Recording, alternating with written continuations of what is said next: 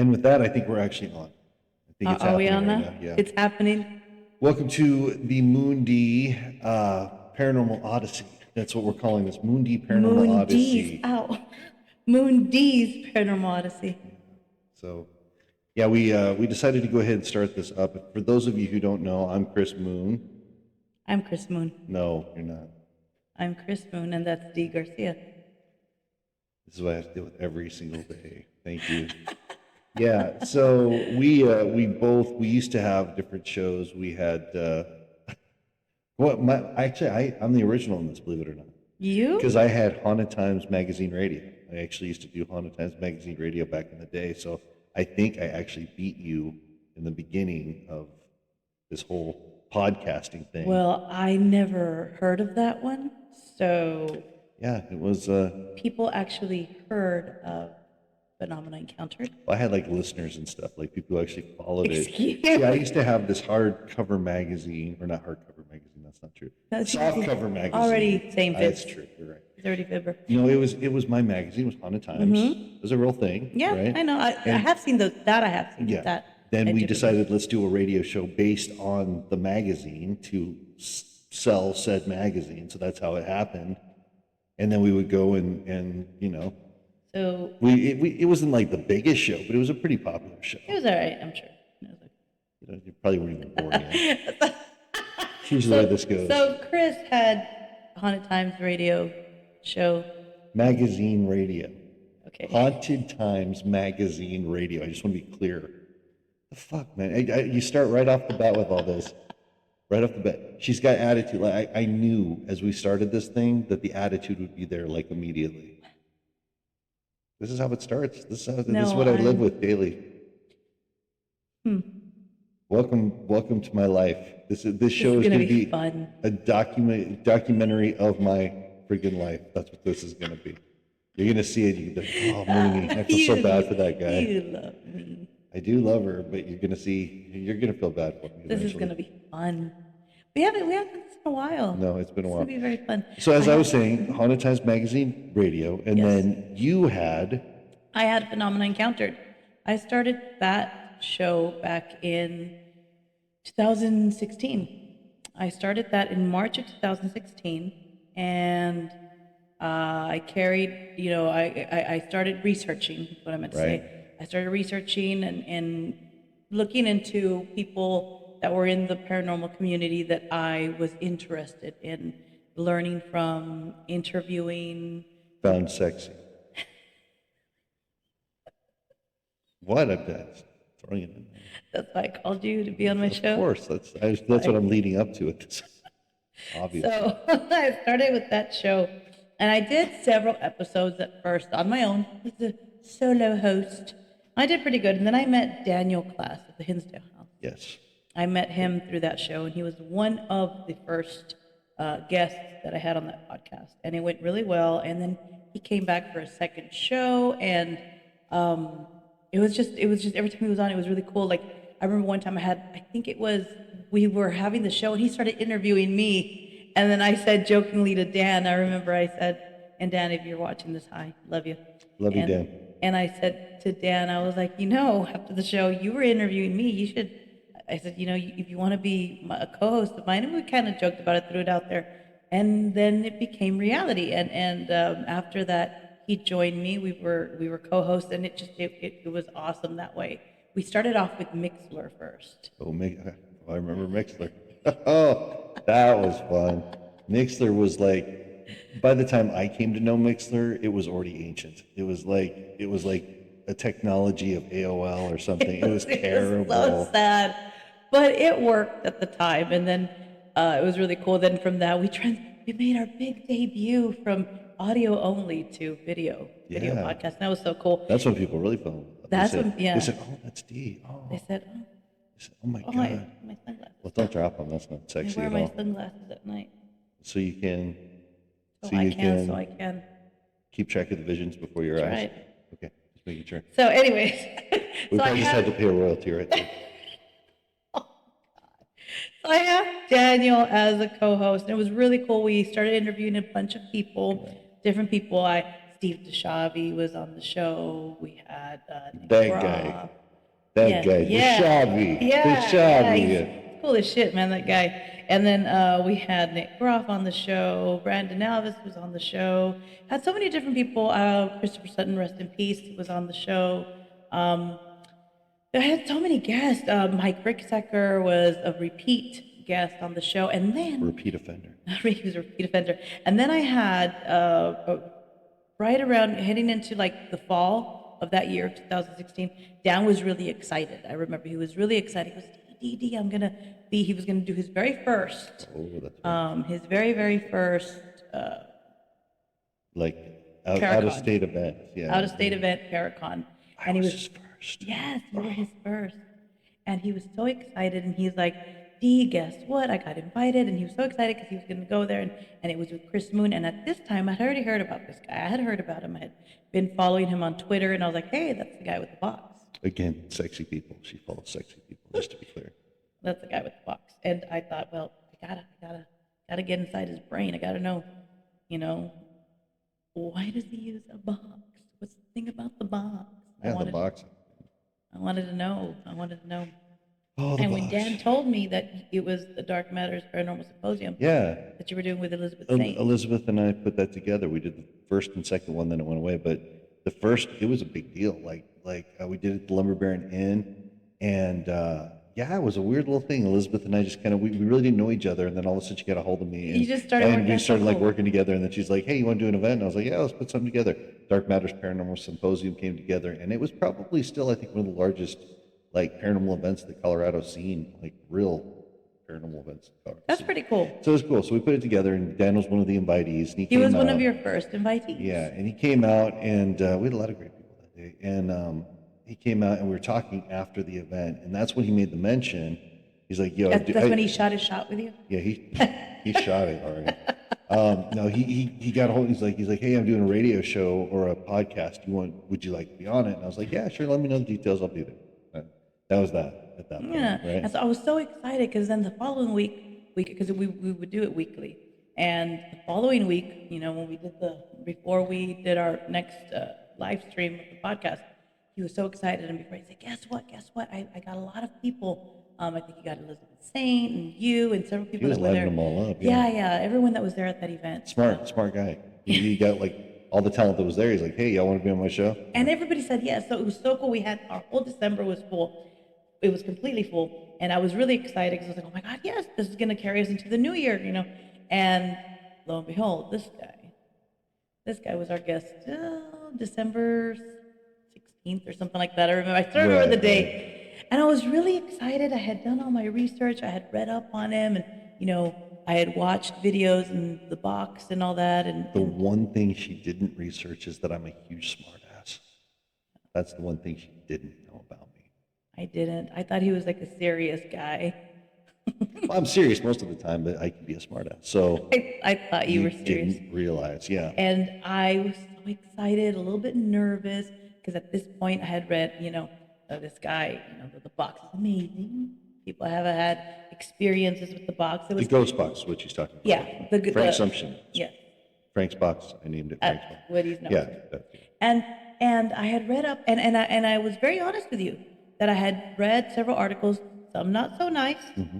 I had read some not so nice articles, and right when I asked him about some of the stuff, Some people don't like me. some people don't like you. Some people thought that you in the box.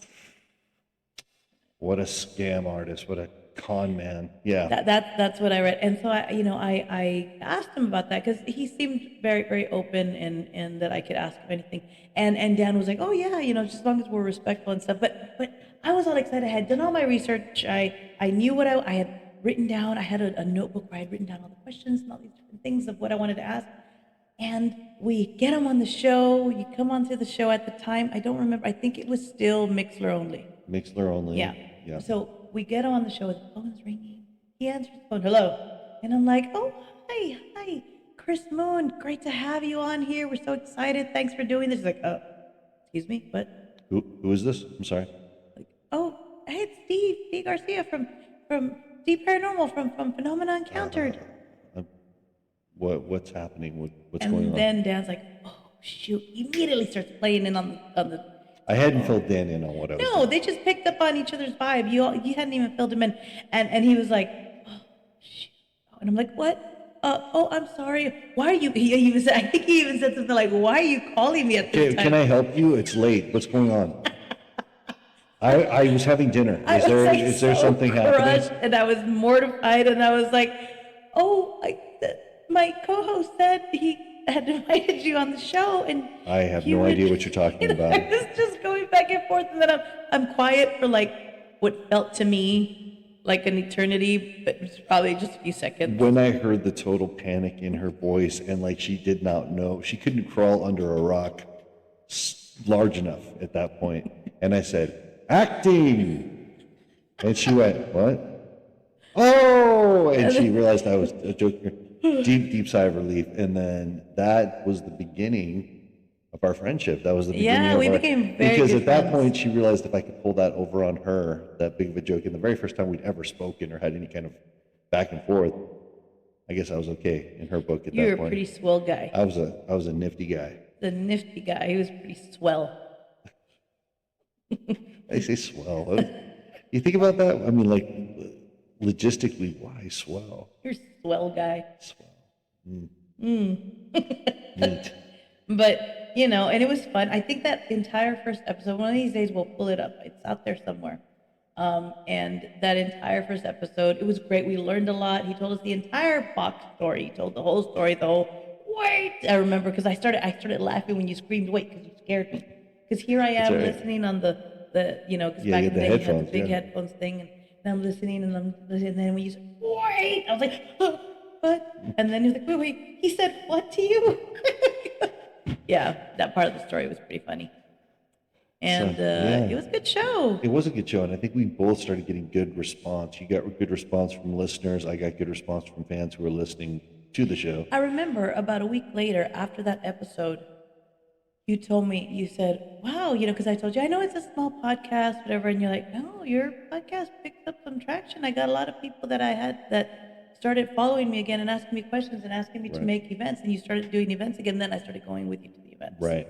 Yeah, so I was like, wow, my little podcast has some traction. It did. It went well, and then we actually started Box Talk. I think because I was a guest a couple of times, right? A couple of times. And I think I co-hosted with you, and Dan couldn't. Yes, Dan was absent, and we had such a good chemistry, you and I, that you and co-hosted. people were loving it. They were like, "Oh my God, you too! You should be doing this," and already started getting the "Ooh, you too." And at the time, marriage here, marriage there, things weren't great either way. But we were both committed, and we were like, no, not thinking that. But the thing is that we started doing Box Talk because it was like by demand. People were like, you guys have to do a show. You have to do something. And I didn't want to tread on Phenomena because I kind of felt like that was you and Dan. I didn't want to crowd that. So we said, well, just do something separate, a separate night of the week.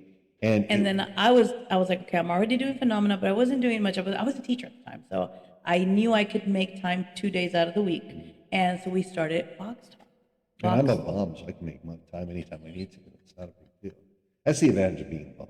Is really, you don't have any kind of obligation at any point. You can just show up wherever, whenever. You had all the time in the world. I had all the time in the world. You really weren't doing anything, yeah. Nothing at the time.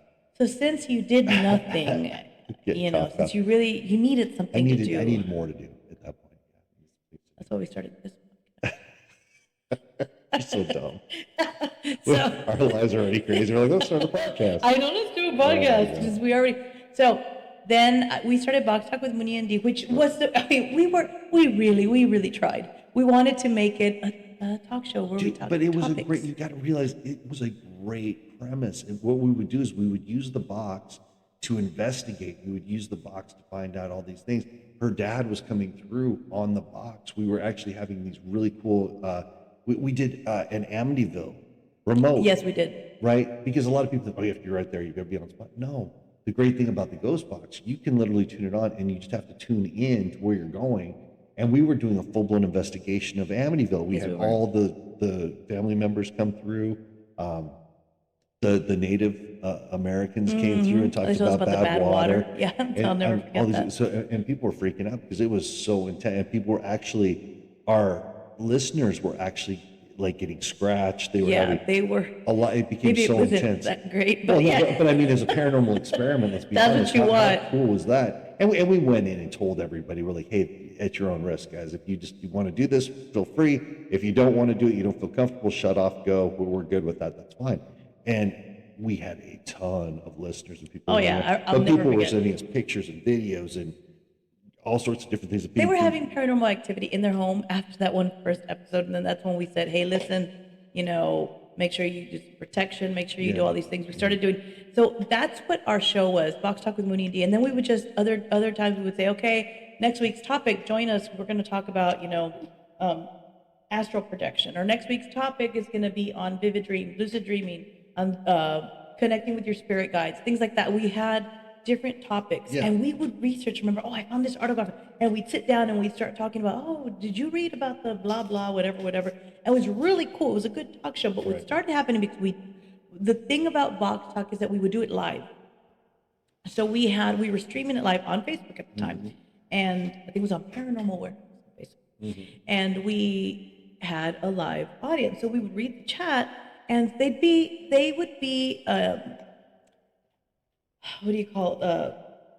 Interacting, right? Yeah. And so we'd be reading the questions, and then we'd be on topic. But then we would get several people that come in. "Oh, I know you're doing a show, but what's your psychic vibe on XYZ? Or I need help with this, need help with that." So then one show, because we started noticing we were answering sporadic psychic questions. So then it just came to you at the end of that when you were like, "Next week, guys, Dee and I are going to do readings. We're going to do readings for everyone." Big mistake on my part, because We never went back to talk show after that was the problem, is that it became so huge. We started doing psychic readings for people, but it never went back. After that, it was just do psychic readings. We tried to go back, and we lost everybody at once.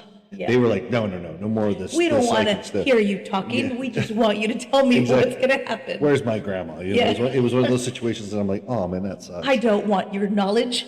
So, I mean, the coolest thing, because when it was just the show we were talking about, people loved it. Oh, yeah. They're like, oh my God, I'm learning so much. This is so amazing. I'm having these experiences. This is so cool. But the second that it became something personal for them, where they could, ask a psychic question or connect with a loved one through the ghost box, it was over at that point. That's all anybody wanted to do.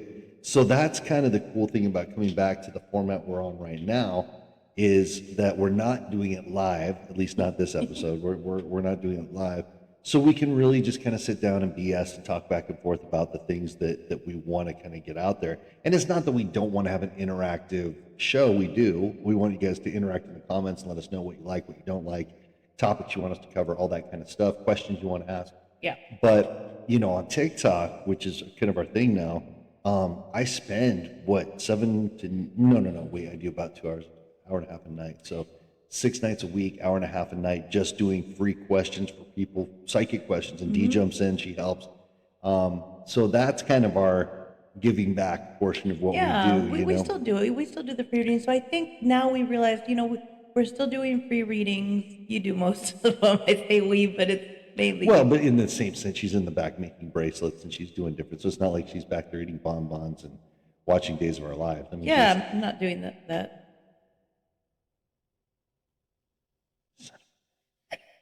No, she's always busting her butt. Both of us are always busy doing something, but no. So it was just the idea behind this show that we talked about was, we're going to cover the stuff that we want to cover. We're going to do it our way, and eventually we'll bring in guests and we'll do different things like that. But sometimes, like, we'll sit down and have a paranormal conversation, or just a, whatever you want to say, metaphysical, unknown mysteries of the universe conversation. And after I get done talking to her, she gets to talk to me, like, the fuck didn't we record that? I mean, because people would want to hear the take that we had, because we usually come with some amazing epiphany at that point. And it's not one of those things where you can just go tell somebody and they say, oh yeah, by the way, chemtrails, got it figured out, here you go. You have to hear the buildup on how it goes, Speaking of which, tonight, by the way, off topic but on topic, I heard the best explanation of the Mandela effect ever. This guy actually came from a quantum physicist standpoint and explained. We'll get into it, but I just so you know, we could do that next. I know. I'm not gonna talk about it. I'm just real saying. quick, because we kind of jumped into it, because we had so much. But real quick, just kind of take it back. Okay. Come back. Okay, Take I'm it back. with you. No, so just because, this is the first episode, people are going to listen to it. And it's probably going to be our followers. They kind of already know. But Right. just in case they say, hey, watch this podcast, just real quick, a little about you. Oh, yeah, there's not much to tell about me. I'm a drifter, Sagittarius. No, it's not Never true. mind. I'll tell you. Go ahead. Okay. First of all, he's not a Sagittarius. He's an Aries. Oh, that's right. So are you. Yes, we're both Aries. Crazy, right? 7 years apart. She's 7 years older than me. Can you believe that? It's crazy. You fucker. Um, No, should we get into that? Who's older than who? Should we get into that? yes, I'm the old man. You can tell that. It's very obvious. You can see that visually. 7 years older than me. Yeah, 7 years Think older. about that. When he was 14, I was 7 years old. Okay, but why would we? I always go through this with her. Like, she likes to torture me with it, but I'm like, why would you ever? That doesn't make sense. Like, those time differentials don't make sense. No, we were both old. We're old. Yeah, it's okay. It's okay now because we're both old. Yeah. It's not weird anymore. Was it weird again? No. Jesus. Okay, so anyway, yeah, about me, and you guys can research left and right. And I'm going to get into this as another subject I'm going to have, because I'm used to being the crazy lunatic, like fringe guy that people are like, oh, that Chris Moon, or oh yeah, I like Chris Moon. I was very divisive for a long time, right? Like, You're still a crazy fringe guy. well, I am crazy, but like I had two camps. I had a camp that wanted me unalive, and I had another camp that was like my greatest fans in the world. But yeah, I'm getting used to this new. Oh, Chris, I can't. The It's really researcher, cool. it's amazing. I'm like, what? It's really cool to see from my point of view, and we keep getting off that. That's us. We're both. So Get used to it. You're probably people right now. Yeah, that's driving me crazy. I got it. I don't want to listen to your conversation, but anyways, it's been really cool for me to witness, because I know when we first started working together as friends, and we did the box talk, and we were working together at first. People were like, "Man, you're working with that guy."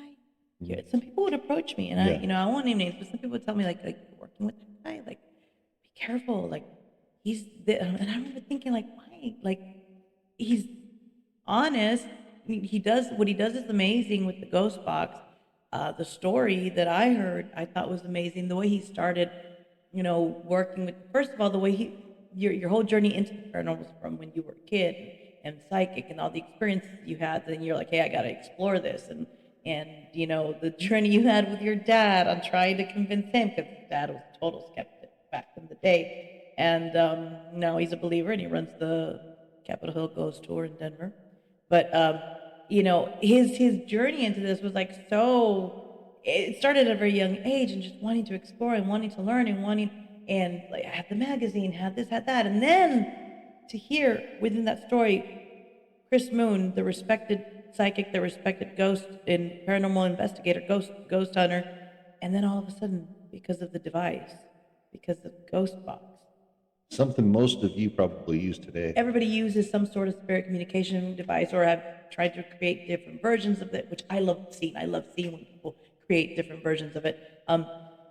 But when I hear the story, because of the device, it was some people were like, oh my God, this is the greatest thing in the world. And then other people were like, this guy's crazy. He's a fraud. He's a lunatic. There's no such thing. Can't happen. And at this point, when people were, I had already heard, I had my own experience with the box. I had already heard it with my own ear holes, these ear holes. I had heard voices of my loved one, of my dad, come through. So I was like, no, like, there was things that came through that only I knew, and that Chris would say, okay, this is what I'm hearing. And I'm like, oh my gosh. So that's when I was like, is he crazy though? Is he? And if he is, what does it matter? I mean, what he's doing, I don't know. I formed my own opinion, and it's so important that we do that. Well, and looking back on it now, and I'm not saying this in a snide way, but I'm just saying it honestly, it was jealousy. It was, you have a toy that I don't have. I don't know how to use it. I don't know how it works. And I wouldn't know what to do with it. So instead of being like, hey, let me learn more about that. Can we research together? Can we work together? I have locations I'd love for you to come and see if it works here and work there. No, the majority of people were just mad that I had it. They didn't know what to do because it was one of a kind. And They didn't like the fact that I was telling people you have to be a psychic to use it. They didn't like that. Oh, yeah. They didn't like the fact that some people very clearly can use it, others can't. Yeah, it's just one of those situations. And looking back, I used to think, man, why are you guys so mean? Honestly, I'm like, what is the problem? I'm a nice guy. Why are you being like this? And that's what it was people who were just flat jealous that they couldn't do what I was doing at the time.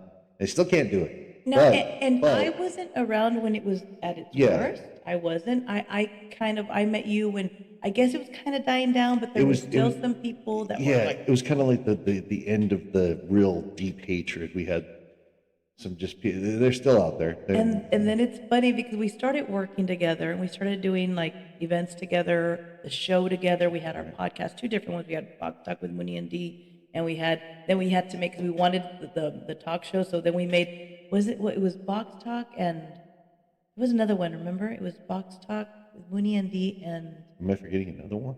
yeah. Remember when we had we did twice a night. One was Box Talk and one was it was Box Talk something. Box Talk. Oh, because we were trying to split. We were trying to do the radio show and the Yeah. I don't remember what the other. It was still Box Talk something. I don't something, remember. yeah, Yeah. news or something like that. Yes, the Box Talk Yeah. News. That's what it was. That's what it was.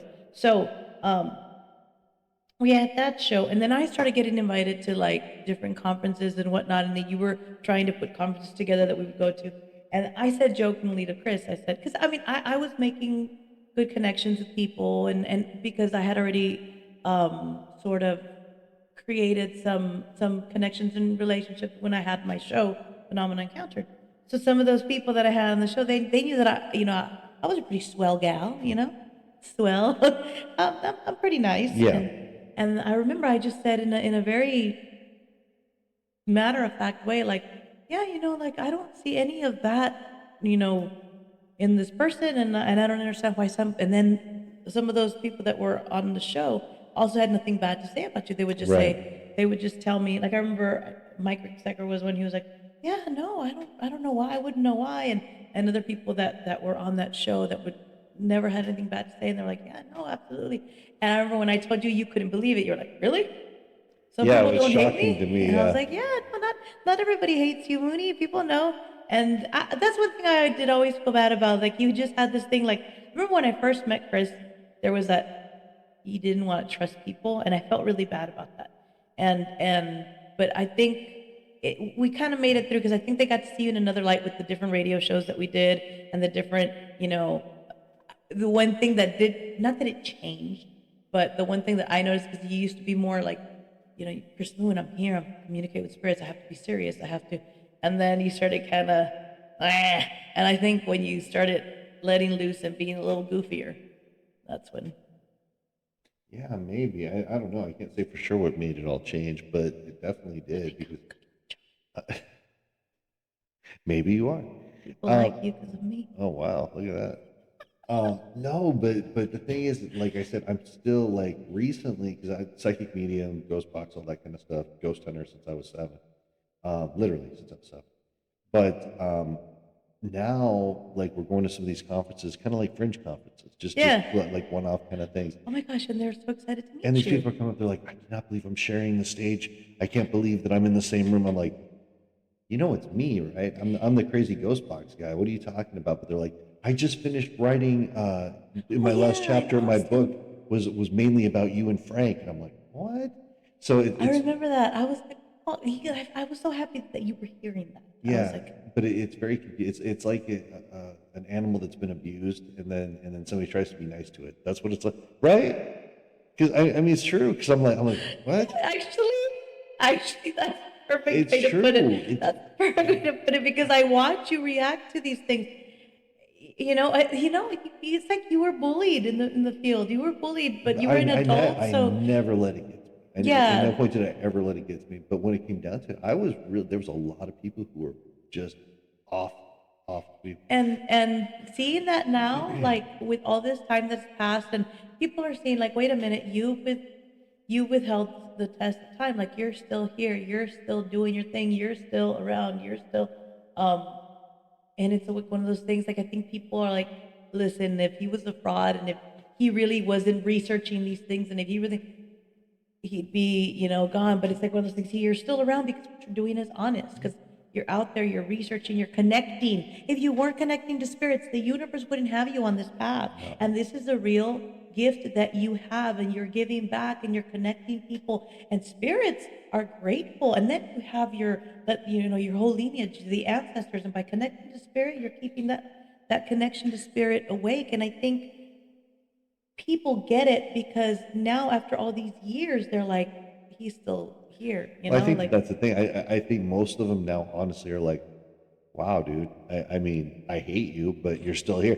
I mean, we've got the person in San Antonio that we've run into, who I would have never expected a warm welcome from, and I was like, remember, I was like, I was ready to fight. I was ready to fist fight, and hey, buddy, what's up? I was like, what are you talking about? and I So think I think that's great because I've been like to seeing that from my point of view, it's like I almost feel like this is the way it's supposed to go because why hold on to things that are obviously there's no truth to them. right. There's no, and then like people I feel like we're all mature and even like certain people that like now that I've seen they're like, "Oh wow, that's okay, cool." Now they're being nice to you. Now they're being human to you. They're being giving you a chance and saying, okay, there's something to this. Yeah. People, because you're not out there being an asshole to people. Like you're helping I never people. was. No, that's why I'm saying. But that's the thing. If you would have talked to him back in the day, you would have thought that I was the most evil, terrible scam artist in the world. Because I mean, you got to realize, guys, I was banned specifically because of one person. Really, I was banned from all the Paracons. I was banned from all the radio shows. I could not. I was on TV forever, and then all of a sudden, I was not to be brought back to TV ever.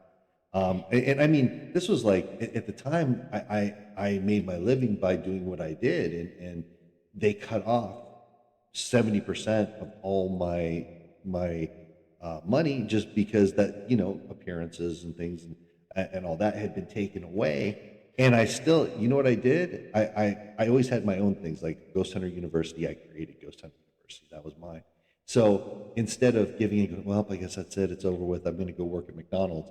At that point, I said, let's do my own thing, and I did. You did your I own. did all my own Ghost Hunter Universities all around the world. I did Dark Matters, Paranormal Symposiums. I did other events with people that I got along with, and But you and would do your own events because that's one thing I noticed too. When I had Phenomena Encountered, I noticed that there was all these other like Paracon over here and a Paracon, and there was a bunch of people, and then there was Ghost of the University with Chris Moon, and it was just Chris Moon, and I thought, well, you know what, like, and then when we started working together, I remember telling you like, hey, dude, like, come on, man, like, you don't there the people that know that what you do is real are still there, and it's like I feel like the universe takes care of people that are scam artists and they don't get very far and the universe is just kind of and like with you since and let's face it, people that have that path that are helping people that have something that people don't understand, they usually have to go through something like that. well, let's be honest too. And this will get into some fun conspiracy stuff we'll talk about later. I won't get into the whole thing. But I will say this right off the bat. I had so much information coming through the ghost box, especially in the beginning when I just did running sessions, when I would just sit and channel things coming through. I got a lot of information that was coming out about government. I had a lot of information that was coming out about religion, specifically the Catholic Church. And it was very much in opposition of things that were being put out there. And when I found out I was on the Vatican's hit list, I was literally, I was on, You know, this- I was, well, I was on the Vatican's hit list. I was on there, but verified. And I'm not joking. I was on the Vatican's hit list. The thing is when when you get a line in like that, when you have a line in, you're a big threat. Shut up. You're a big threat to everybody at that point. And I remember when I saw it happen, I was told I was on the Vatican's hit list. I went out from my, please stop. who cares? I went on, I was on Coast to Coast once, and it was one of their highest rated shows. You can still go back and listen to it. I'm supposed to be a little fluff piece, and it ended up being the entire 3 hours I was on the show. The second time they brought me on, they put me on with a theologian. And from the minute that I got on, all he did was just called me every name in the book, told me I was a liar, told me I was a horrible human being, and kept me on for I stayed on for 3 hours. And during that abuse. Fighting with this man during the abuse and listening to his callers, quote unquote callers, who weren't really callers. They were just people brought in to go after me. But it was all to discredit this use of this device. So how important is this device? How important is the work being done with the device? It's When a communication device. So yeah. when literally the Catholic Church is looking to have you removed and the government is looking to have you shut down. Well, I'm just saying. I didn't say what government, United States. I didn't say anything. I didn't say anything. No. This is a skit. Please. It's not a skit, it's For true. shits and giggles. You wanted to talk about these things. We're going I to talk never about said them. to tell them you were on a list. I was on the Vatican's hit list. Ay, chingada madre, cállate el hocico. I was on. It wasn't because I'm a bad guy. I was just telling the truth. They didn't like the truth coming out. She knows.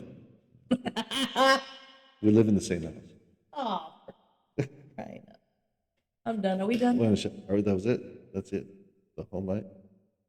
And this was the first and last episode of MoonDee's. Oh my God. No, but I'm just joking. It's all, like I said, the reason why we're talking about this is because this kind of shows the journey. Yeah, Like, I mean, we're touching little bits and pieces. We can go on forever. And with that saying, like, it's been really cool to see now when we go to like conventions, like when we were in Austin, we go to different places like the San Antonio ones, and people go, "Oh my God, Chris Moon, I know all about you." I was just writing my whole last article on you and Frank. I'm like, what? And I've read your book, or I've been studying what you do. Oh my gosh, I want, and inspiring people to build boxes. Can I tell you what sucks though? And that this is the honest to God truth, and part of the reason that my heart hurts for this, and this is the truth. When I hear that, I feel for Frank, because Frank's not here to hear that. Up until the time that Frank passed away, he was a lunatic, he was a freak, he didn't know it, nudist, he was, like, anything they could come up with to say bad things about Frank Sumption, they said about Frank Sumption. The day he died, all of a sudden the boxes went on eBay for $20,000, $30,000, $40,000. They probably cost him, maybe $100 to put together at the most. But he was a jerk until that point. Nobody liked him, blah, blah, blah, blah, blah. Then all of a sudden he was a demigod of the box. But he was sent off to the other side, insulted. But yeah, you say that your heart hurts that he's not here to hear that, but he does. Well, I mean, he does hear from but not being on this plane is what I'm saying. Because I guess he's the guy who built these things, right? And he just handed them to me as the psychic and said, "They say you're the guy who's supposed to take it out and talk to ghosts." And I thought he was crazy, but it was the truth.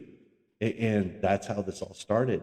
Frank never got the respect post-mortem, pre-mortem. He never got the respect that he deserved. And of course, when he passed away, then of course he was a genius and an artist and all these kinds of things.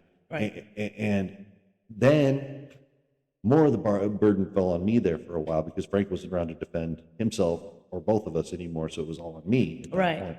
But now it's interesting. Like just at Bloody Mary's, we're sitting there talking about the box, the reason that we were there for the SPI coming out, which is a great app, by the way. Awesome. Mm-hmm. With Sean Austin and Eric and everybody. But the reason that Mary wanted me there was because I'm the ghost box guy, because I'm the first one to do it. She's got a whole display with the original ghost box and everything in the museum. And I'm honored that we were asked to come out and do that. That was so cool to kind of see the old and the new come together. But again, I just feel bad that Frank's not around to get to hear it, that he's not able to experience it. So I know he does on his level, but it's just not the same, And even there, even at the event that we recently did in New Orleans at Bloody Mary's Haunted Museum with Sean Austin, it was the kind of like the unveiling of the new SPI app, which is amazing. We've used it a couple of times.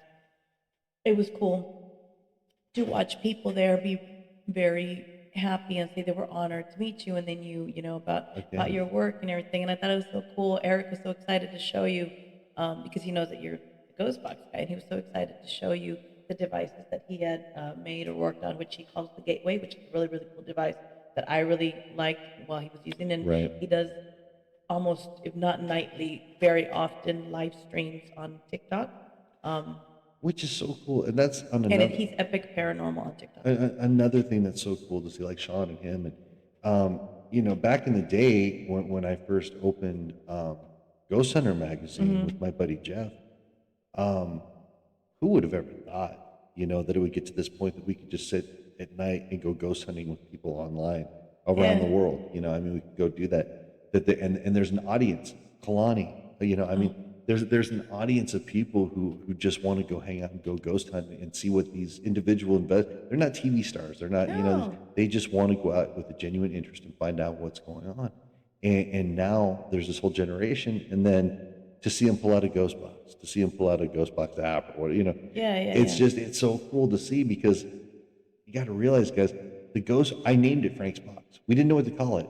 He's like, what do I call this thing? I'm like, I don't know. It's Frank's box, which then became the ghost box, the spirit phone, whatever. But to see it now, everywhere, all around the world, everybody uses one. Everybody's got an app on their phone, whatever the case might Yeah, be. it's just Think the about that. evolution. And how cool is that? I'm the guy. I was gonna say, how cool is that? You watch the evolution, you see how far spirit communication has come in ITC and all of that, and you're a big part of that, Mr. Moon.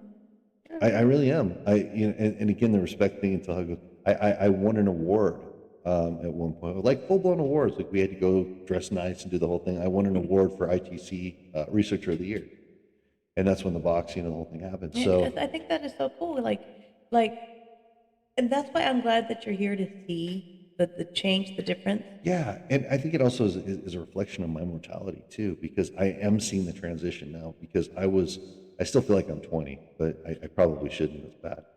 But I'm seeing the transition. I'm seeing the handoff, the baton, the whole thing of saying, okay, I was a part of this. I'm kind of handing it to you. You take it. You're the next one to go do this. And that's cool too. That's fun. Yeah, it's pretty cool. I don't know. I feel like it's really cool to be a part of it. I'm glad that I've been able to be a part of it in a way too and witness it and work alongside you for what we're going on 7 years now, 6, 7 years now. Started working together in Well, really, 16, really, right? towards the end of actually 2017 more so. Yeah. Yeah, so going on 6 years. Going on 6 years, Yeah. working together, me getting to work with the box, do research with the box, with you, Traveling everywhere. traveling everywhere, and College I campuses. feel I'm so glad that I've been able to be a part of that, and I've gotten to see that change, and it's been cool to see people change their perspective on that and realize there's because even the way that we investigate now has changed. Back in the day, it was like, okay, throw some talcum powder on the floor and Get out the dowsing rod. get out the dowsing rods, use a flashlight that they can click on and off. And it was just like these, which is cool, which you can still do today and it'll still work the same way. But it's cool now to see that there's so many different ways. Like there's the ghost box, there's so many different variations of spirit communication devices. There's, apps. Some of them work, some of them don't work. We've tested out so many of them. I was very pleased with Sean Austin's new app, the SBI. Well, and the funny thing is that I won't go into detail, but Dee and I had our most personal experience with it the Sunday night after. It was the Sunday night because we left on Monday, right? Yeah. Sunday night we actually started communication. We went and grabbed a drink at a local bar there and started speaking to a spirit there. And that communication did not end until we were going to sleep that night in our hotel. And we knew that it was legit. Like there was things being said and things that Answering questions, yeah. So it was specific really words. Cool. And so immediately the next day, I think when I saw Sean Austin on live on TikTok again, I was like, hey, this is a really cool thing. That was our validation. And the night before we had some too, but it could have been, I mean, there's certain things you can go, well, maybe. But that night, when we had our personal experience with it, that's when I went, oh yeah, there's definitely something to this. So that was pretty cool. But yeah, so I'm sure we've gone way over what we should have done. Yeah, I'm sure we have. Yeah, this is we talked mainly about you today. That's probably what we should be doing more often. If you want to keep the ratings up, I would do that. I don't know. I mean, I'm just saying, more than likely. The diva's back. She's back. Oh, well. I guess the next show will be all about Dee. Oh, no, you don't.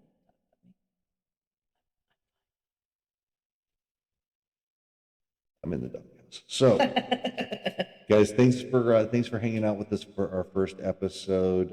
It'll get more streamlined as we go, but we just wanted to kind of get on, chat, talk, do what we do, ramble, Yeah. 125 million different directions, and here we are. We did suggest to ourselves, to each other, that the first couple, maybe the first 2 to 3, is gonna be, us letting you all get to know us on a deeper level. And I think whether it's the next one or the one after that, we do want to do one format where it's just one of us completely interviewing the other one, and vice versa. And then we'll start, having topics, because I want feedback. So once we're gonna post it up on YouTube, right?